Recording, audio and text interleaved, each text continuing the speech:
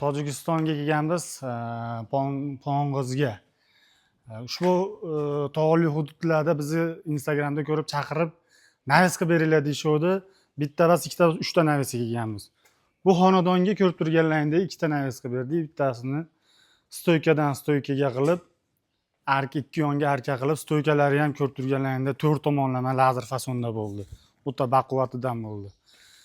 Bu tomonda bo'lsa, uylarini tevasiga kichikroq qilib, bu ham lazer fasonda bo'ldi. Buni stoykalarini 8 ga 6 dan qilib lazer fasolya qilib berdik. Bu ham mustahkam qilib, cho'tka qilib o'rnatib berdik. Xo'p, bunga har doimgidek yaxshi materiallar, yaxshi mahsulotlar ishlatganmiz.